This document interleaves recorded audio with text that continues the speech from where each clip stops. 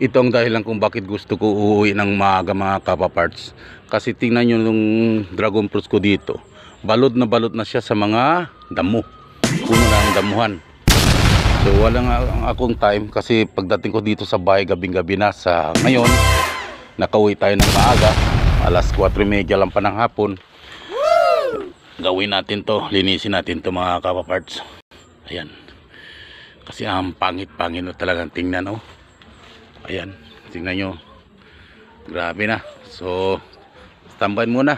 Ay, mag-video na lang ako sa mamaya katapos yung trabaho ko para hindi kayo maistorbo. Basta ito, palitan natin to ng panibagong nawin, di ba? From this point, ilabas natin yung mga dragon fruits na nasa loob.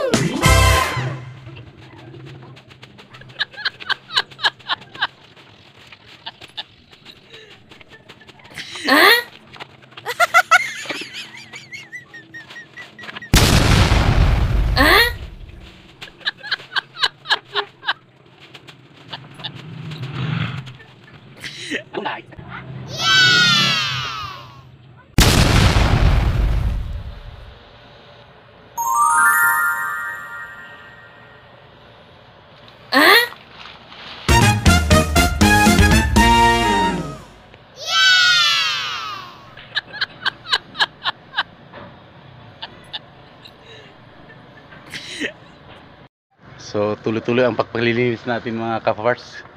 Kunti lang na naiwan dyan. So nakapawis na tayo. Nakita na naman natin yung ano yan? Snail, di ba? Masarap yan mga kapaparts, yung snail na yan. At nandito sila pala sa loob. So sa dami ng mga damo. Kaya ito ang pagkakataon ngayon. Lilinisin natin ang ating dragon fruits na nabalot na sa mga damo. Banat!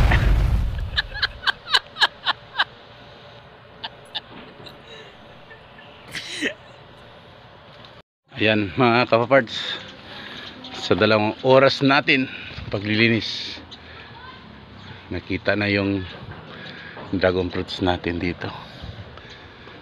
So yan, ang tagal-tagal ko kasi dito hindi napuntahan.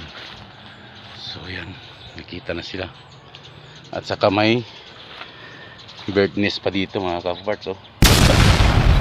Wow! Pusang nagtutubo. Yan ang bird nest. Yan.